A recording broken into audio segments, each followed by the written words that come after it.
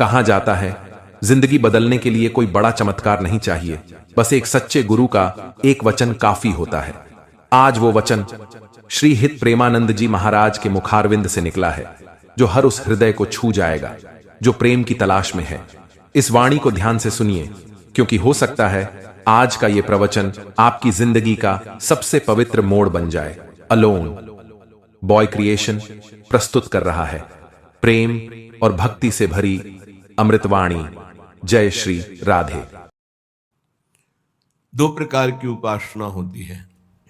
एक होती है अहम के द्वारा साधनों का अनुष्ठान करते हुए बहुत लंबे समय तक, एक जन्म, दो जन्म, 25 जन्म बीत सकते हैं, अहंकार का समर्पण होना, दृढ़ आश्रय होना साधना के द्वारा। इसमें बहुत जन्म लग सकते हैं, पर इसमें साधक को अपने अहम का विश्वास होता है, अपने साधन का विश्वास होता है, साधन का भरोसा होता है। और ये बड़े खतरे की बात है, क्योंकि संपूर्ण साधन को एक अपराध ही चौपट कर सकता है। वैष्णव अपराध, गुरुद्रोह, संत द्रोह, एक अपराध ही चौपट कर सकता है। एक है भगवत प्रेमी महात्माओं के संग से पहले ही आश्रय दृढ़ हो जाना, फिर साधन आश्रित होकर करना। ये बहुत कम समय में भगवत साक्षात्कार कराता है। सबसे पहला कार्य भगवत प्रेमी महात्माओं का आश्रय संग, उनके द्वारा सीधे इष्ट का आश्रय होता है। सुरतरु कामधेनु चिंतामणि भगवत रसिक अनन्य अली के, जो अनन्य सहचरी हैं, अनन्य शरणागत हैं, उनके लिए हमारी स्वामिनी किशोरी जी के श्री चरणारविंद कल्प वृक्ष हैं, कामधेनु हैं, चिंतामणि हैं। जो चाहेंगे वो प्राप्त करा देंगे, गोरे चरणारविंद। वैसे तो आश्रय ले तो चाह ही मिट जाती है, पर अगर चाह करे तो श्री जी बहुत करुणामयी हैं। इनके चरणों का आश्रय मात्र सब कुछ प्राप्त करा देता है। पर अहंकारी कोई बात समझ में नहीं आएगी, उसको साधन जो 2-4-10 माला या जो भी किया, उसको उसका बल होता है। जो आश्रित संत कृपा से हुआ है, खूब भजन होता है, पर उसे भजन बल का आश्रय नहीं, उसे गोरे चरणारविंद का आश्रय है। जैसे हरिवंश महाप्रभु की कृपा से हरिराम व्यास जी को सीधे भगवद आश्रय मिला। बहुत साधन परायण थे, बहुत ग्रंथों का स्वाध्याय किए हुए थे, बहुत तर्क प्रवीण, शास्त्रार्थ में सदैव दिग्विजयी होने वाले। और जब महाप्रभु की कृपा हुई तो आश्रय तत्व जागृत हुआ। कहां? श्याम श्यामा पद कमल संगी सिरनायो, भगवत प्रेमी महात्माओं के चरणों का आश्रय। उससे क्या हुआ कि उनके हृदय में सीधे श्री जी के चरणों का दृढ़ आश्रय हो गया। तो जो नित्य विहार में प्रवेश होता है वो साधन बल से नहीं होता है। नित्य विहार प्रेम तो बहुत उच्च कोटि की प्रेमावस्था है। साधारण भगवत प्रेम में भी यह गुण साधन ते नहीं हुई, तुम्हारी कृपा पाव कोई कोई। कोई कोई इसीलिए शब्द रखा गया है कि अहंकारी आश्रित नहीं हो पाता, उसका अहंकार आश्रय में बाधा पहुंचाता रहता है। और अहंकार मर्दन करने की पूर्ण सामर्थ्य केवल सदगुरुदेव में है। सदगुरुदेव की आज्ञा उल्लंघन करके मनमानी आचरण करने वाला कभी कोई लाभ प्राप्त नहीं कर पाया आज तक। वो केवल लगता है, संतोष होता रहता है अहंकार के कारण कि हम ठीक चल रहे हैं। जब आश्रय दृढ़ हो जाता है तब जो निर्खत नित्य विहार पुलकित तन रोमावली आनंद नयन सुधार, यह जो कृपा हरिवंश की, ये भगवत रसिक अनन्य अली के, जो लली के चरणारविंद के अनन्य अली हैं, उनको ये रस प्राप्त होता है। अनन्यता, आश्रय, ये दो बहुत जोर की सिद्धि है। अपने इष्ट का अनन्य हो जाना। बड़े महाभागवत हैं सृष्टि में प्रभु के विविध नाम रूपों के, हम उनके सुख के लिए जय बोलेंगे, पर हमारा हृदय, हमारी जबान, हमारा रोम रोम राधा राधा बोलेगा। वो हमसे कीर्तन करवाना चाहें तो हम राधा राधा ही बोलेंगे, हमारी अनन्यता है। पर ये उपासक में नहीं देखने को मिलता। कोई कितना महान है पर हमारे श्री जी के गोरे चरणारविंद से बढ़कर है, जिन सी चरणों की महावर की रचना स्वयं अखिल कोटि ब्रह्मांडों के स्वामी प्रभु करते हैं, उन चरणों की हम ठसक वाले हैं। और ऐसे आचार्य की शरण में है कि रसना कटो जो अन रटो, निरखी अन फुटो नयन। केवल गाने के लिए दोहा है क्या? अनन्यता, भगवत रसिक अनन्य अली के। और साधन पक्ष का जीवन भर अनुष्ठान करने वाले महापुरुष के वचन काशी में, चंद्रलोक तक मेरी गति है। चंद्रमंडल नहीं, चंद्रलोक तक। ये जो यहां कहा जाता है चंद्रलोक गए, चंद्रलोक सिद्धों की सामर्थ्य नहीं, यंत्रों की सामर्थ्य नहीं है। एक अंतरिक्ष के किसी एक विभाग में उसे चंद्रलोक मान करके बोला जा रहा है। चंद्रलोक तक पहुंचे, सूर्य के हजारों योजन ऊपर चंद्रलोक है। सूर्य का सानिध्य सह पाना ये केवल भगवान अरुण जी की और हनुमान जी जैसे महापुरुषों की सामर्थ्य, दूसरे की नहीं। भस्म हो जाएंगे। कोई भी यंत्र, कोई भी पांच भौतिक सामर्थ्य नहीं रखता कि सूर्य की तेज के सामने टिक सके। उसके ऊपर चंद्रलोक है। उन्होंने अंतिम समय संत सभा आसपास बैठी थी, तब उन्होंने कहा मेरी गति तो चंद्रलोक तक है, पर मुक्त होना मोक्ष पद ये भगवान विश्वनाथ जी के हाथ की बात है। वो कृपा करें तो मोक्ष हो जाए, लेकिन मैं देख रहा हूं इस समय मेरी गति केवल चंद्रलोक तक है। बहुत बड़े साधन परायण महापुरुष की बात कह रहे हैं। साधना की सामर्थ्य नहीं है। साधना किया जाता है असाधन मिटाने के लिए, समय को सार्थक करने के लिए। और प्रियालाल की प्राप्ति होती प्रियालाल की कृपा से। जब उपासक का आशय दृढ़ होता है तब ये बात आती जो हरिराम व्यास जी कह रहे हैं, काहू के बल भजन को, काहू के आचार, व्यास भरोसे कुंवर के सोवत पांव पसार। भरोसा, विश्वास, दृढ़ आश्रय ये दुर्लभ गति प्रदान करता है, दुर्लभ गति। अहंकारी कितनी साधना करेगा पर अहंकार उससे ऐसा अपराध करवा देगा, गुरुद्रोह, संत द्रोह, वैष्णव द्रोह, जिससे उसका सब किया कराया चौपट और दुर्गति पक्की। इसीलिए गुरु सेवा तज करे जबान, यह है अधर्म, यह है सब हानि। सेवक जी महाराज ऐसे नहीं लिख रहे हैं। भगवत रसिक अनन्य अली की अनन्यता। गीता जी में श्री भगवान बहुत बार अनन्यता की बात कह रहे हैं। सिद्धांत विचार लीला में ध्रुवदास जी कह रहे जो अनन्य भयोता को भाग कहा कहिए। आराध्य देव की अनन्यता और दृढ़ आश्रय बहुत बड़ी उपलब्धि है, सिद्धि है। कितने ऐसे वैष्णव उपासक हैं जिनकी केवल फल में बुद्धि रहती है। इनको अपने घर ले जाए, इनको खवा दे तो हमें ये फल मिलेगा, इनको ऐसा करे तो ये हमें लाभ मिलेगा। और लाभ का जहां नाश हो रहा है वास्तविक, उसका सुधार नहीं है। अंधा बटे पड़ा चबाए, अपराध खाता जाता है और वो सोचता है मैं साधन संपन्न हो रहा हूं। जिनके कानों में शब्द पड़ रहे हैं भागवती, उनको संभलना चाहिए। अपने इष्ट की अनन्यता ही बेड़ा पार करेगी। तुम्हारे साधन बल में इतनी ताकत नहीं है कि इस महान भव समुद्र से पार हो जाओ। आचार्य चरण कह रहे हैं क्वाहम मूढ़मति को नाम परमानंद एक सारम रसम। मैं मूढ़मति, कहां परमानंद का सार राधा नाम। वो अपने को मूढ़मति समझ रहे हैं। आप इतने विद्वान बुद्धिमान हैं, साधन से वस्तु प्राप्त कर लेंगे, तो हम फिर साधन क्यों करें? असाधन मिटाने के लिए। साधन नहीं करोगे तो असाधन बनेगा। लाभ किससे मिलेगा? प्रियालाल की कृपा से, आश्रय से। बात समझना है बड़े महापुरुषों की, बहुत जल्दी लाभ हो जाएगा। ये समझ में नहीं आती सबके। बिगड़ी जन्म अनेक की अब ही सुधरे आज, हो ही राम को, हो गया हमारा काम। भगवत प्राप्ति पक्की होगी, हो ही राम को। अब समय कैसे व्यतीत करें? नाम जप, गलती ना हो, इसलिए तज कुसुमाज, गंदी बातें छोड़ो, नाम जप करो। इससे समय तुम्हारा सार्थक होगा।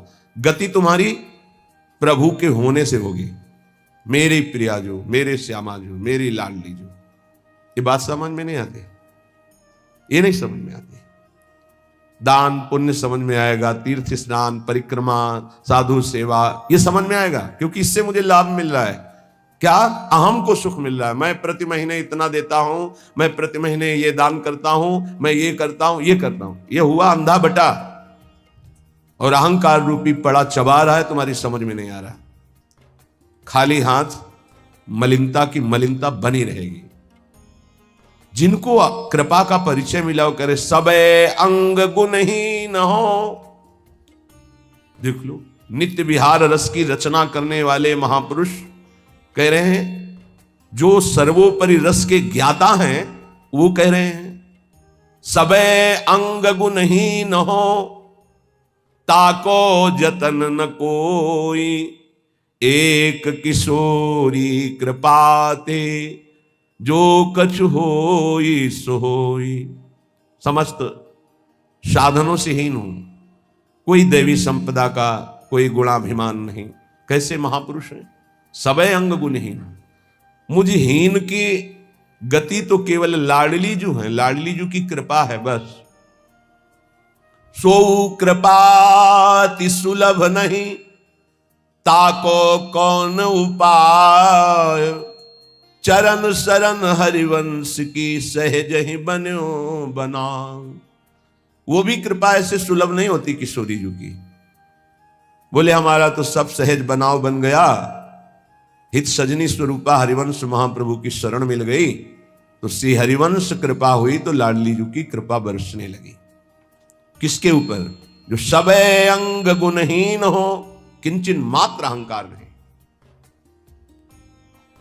प्राय हम देख रहे हैं कि अहंकार की धरा में जिससे अहंकार पुष्ट हो, वो कार्य करने में सुख मिल रहा है अंतःकरण को। ध्यान से देखिएगा तो आपको परिचय मिल जाएगा। मैं ये कर रहा हूं, मैं ये करूंगा, मैंने इतना जपा, मैं इतना जपूंगा, ये अहम अंदर जो है वो सुखानुभूति दे रहा है, वो साधना की। और महान प्रेम रस प्राप्ति के लिए साधन सुख का नहीं, आश्रय सुख का रसास्वादन होता है। साधन तो आश्रित से ऐसा होता है कि अहंकारी से हो ही नहीं सकता है। 5 मिनट में जो आश्रित का भजन होगा वो 5 घंटे अहंकारी करे तो भी नहीं पहुंच सकता। आर्त भाव से द्रवित हृदय से 5 मिनट तन्मय होकर जो उसका भजन हुआ, उसकी बराबरी अहंकारी 5 घंटे क्या 5 दिन करे तो बराबरी नहीं कर सकता। आश्रय समझ पा रहे हो? भगवत कृपा से तो समझ लीजिए, हृदय से आश्रय। समय व्यतीत करने के लिए नाम जप। हम आश्रित हैं, इसके लिए पवित्र रहना अनिवार्य है। तो कोई हमसे गंदी बात, गंदी क्रिया, गंदी सोच, गंदे लोगों का संग न बन जाए, ये सावधानी। तब जाके उपासक के हृदय में भगवदानंद स्फुरित होता है। ये सब बहिर्मुख अपनी केवल अहंकार की वृत्ति को पुष्ट करके साधना का अहम रख करके परम पद प्राप्त करना कदापि नहीं। अंतर्मुख होकर देखो, कृपा के बिना एक क्षण भी तुम नाम जप नहीं कर सकते। कृपा आपके ऊपर है, उस कृपा की बलिहारी नहीं जा रहे और अहम को पुष्ट कर रहे हो। बहुत सावधानी, अंदर का विषय, अगर इसे सुधारोगे नहीं तो बहुत लंबा समय चला जाएगा, बहुत लंबा समय। बाहरी वेश परिवर्तन से, बाहरी स्थान परिवर्तन से कोई फर्क नहीं पड़ता मन में, अहंकार में, दोषों में। जब तक हमारा चिंतन परिवर्तित नहीं होगा तब तक बात नहीं बनेगी। अहम युक्त चिंतन मूढ़ता को धारण करता है। मूढ़ पुरुष कभी परम पद का अधिकारी नहीं होता। दैन्य भाव प्रियाजू को अत्यंत प्रिय है और ये अहम नष्ट होकर दैन्य आना केवल गुरु कृपा से होता है। एक है, उनको बस शरणागति के बाद एक ही उपदेश कि तुम जितना दान पुण्य करते हो सब बंद कर दो, यमुना जी में फेंक दो, या ऐसी जगह दे दो कोई तुम्हारी तरफ देखे ना, कोई तुम्हें बाद में धन्यवाद ना दे, ऐसा। और नमक रोटी खाओ, भजन करो, श्री जी मिल जाएंगे। पर वो सम्मान प्रिय जीवन तो हम कोई बर्दाश्त नहीं। और सार्वभौम सत्संग हो रहा किसी व्यक्ति के लिए नहीं, वो तुम्हारे अंदर की कमजोरी को दूर कर रहा है, उस कमजोरी को मार रहा है जो तुम्हारे भजन को खा रहा है, तुम्हारे भजन को छीन कर रहा है। पर वह अहंकारी चोरों को संभाल के हृदय में रखता है और सतमार्ग की वृत्ति से दूर हो जाता है। वो समझ नहीं पाता, वो संत वाणी को, गुरु वाणी को अपना विरोधी समझता है और अपने विरोधी काम, क्रोध, अहंकार, मोह, मद इनको मित्र समझता है। इनको बचाने के लिए सत्संग रूपी प्रहार से बचा देता है। नहीं, इतने प्यारे इन दोषों को हम कैसे निकाल सकते हैं? सत्संग छोड़ देंगे, सामने आना छोड़ देंगे, लेकिन भगवत प्रदत्त बुद्धि के द्वारा विकारों को छोड़ दें, ऐसा कैसे हो सकता है? यही दुर्गति जीव की है।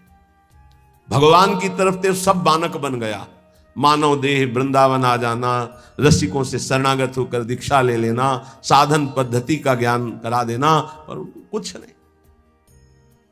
हाथी का स्नान सब हुआ, हाथी स्नान किया, सूंड से रज लिया, फिर ऊपर सब डाल लिया, क्या हुआ? चाहे जितना निर्मल करो, अहंकारी अपने आप को मलिन रखना ही अच्छा समझता है। देह भाव वाले जनों का संग कभी नहीं करना चाहिए। इनके संग से केवल दुख, अशांति यही प्राप्त होती है। अपने को सदैव अहंकार रहित बनाने के लिए ही तो हम साधना कर रहे हैं। और हमारा बंधन है क्या? हमारा बंधन क्या है? संस्कृत मूल सूल प्रद नाना सकल सुखदायक अभिमाना, ये अहंकार ही तो बंधन है। और यही मिटाने के लिए जब हम गुरु शरण में होते हैं और जब अहंकार पर घन चलता है, भाग पड़ते हैं। अहंकार पर चोट नहीं होनी चाहिए। फिर मिटाना किसको था? साधना किसकी थी? इसलिए उपासक सावधान। श्रीपाद प्रबोधानंद जी कह रहे हैं, भ्रातस्ते किमु निश्चयेन विदितः स्वस्यांत कालः किमु त्वं जानासि महामनुं बलवतो मृत्युर्गति स्तंभने मृत्युस्तत्करणं प्रतीक्षत इति त्वं वेत्सि किं वा यतो बारंबारमसंक एव चलसे वृंदावनादन्यतः। भ्रातस्ते किम निश्चयेन विदितः स्वस्यांत कालः किम। ए भाई, क्या तुम जान गए हो कि तुम्हारा मृत्यु का समय कब है? तुम निश्चित जानते हो? तो उत्तर आएगा नहीं, नहीं जानता। तो फिर तुम बलवान मृत्यु की रोकने की गति क्यों नहीं प्राप्त कर रहे? जहां तुम्हें मृत्यु छू न सके, ऐसी स्थिति में क्यों नहीं पहुंचना चाहते हो? क्यों बार बार जन्मना मरना पसंद करते हो? अर्थात इस भयावह दुखालय संसार से तुम मुक्त होने का उपाय क्यों नहीं कर लेते हो? तुम्हें पता है एक दिन मृत्यु आएगी, उस दिन का मुझे पता नहीं। हे भाई, तू बलवान मृत्यु को रोकने का उपाय क्यों नहीं कर रहा? क्या उपाय? रोकने का क्या उपाय?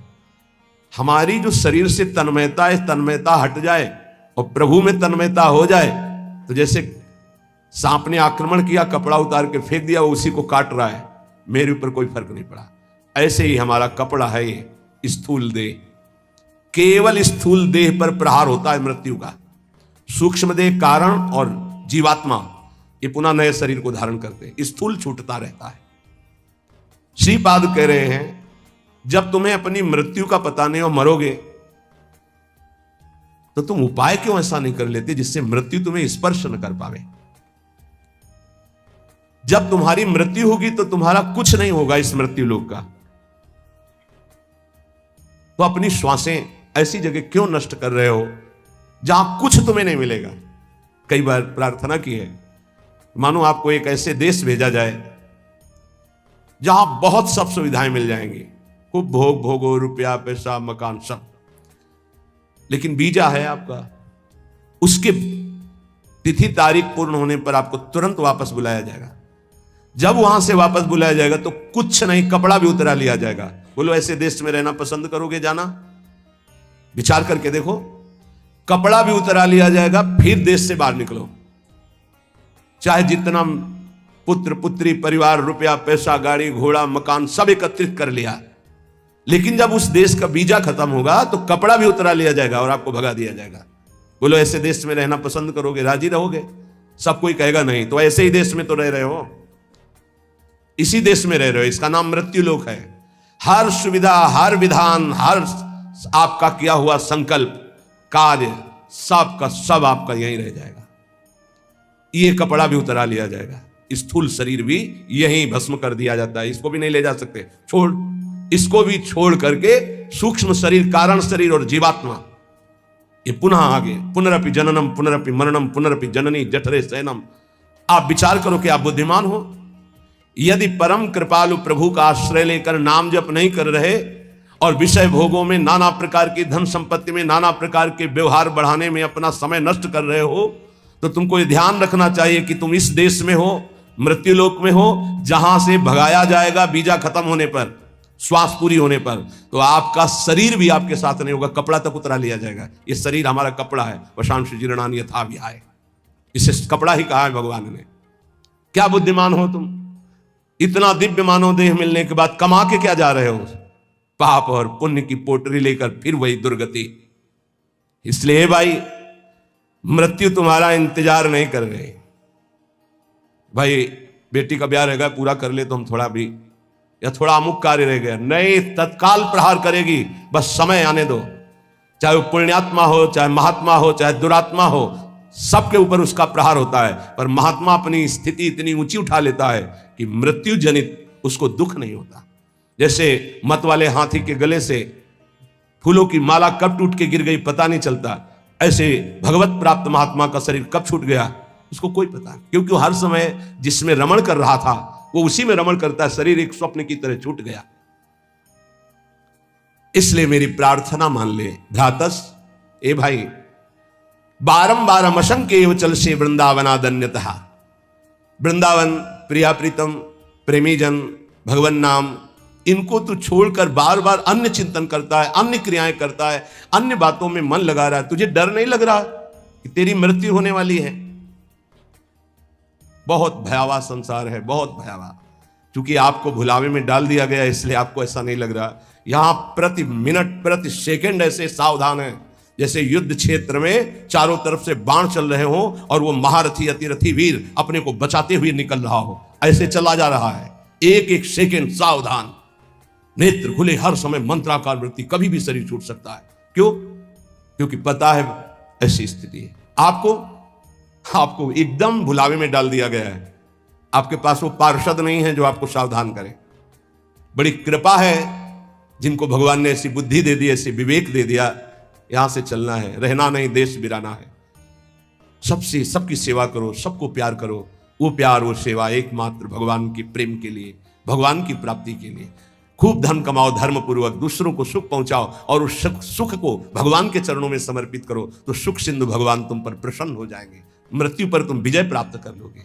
ए भाई, बार बार धाम छोड़कर, नाम छोड़कर, प्रिया प्रीतम को छोड़कर संसार का चिंतन करते हो, पता है किसी भी श्वास में तुम्हारे ऊपर मृत्यु का प्रहार हो जाएगा। इसलिए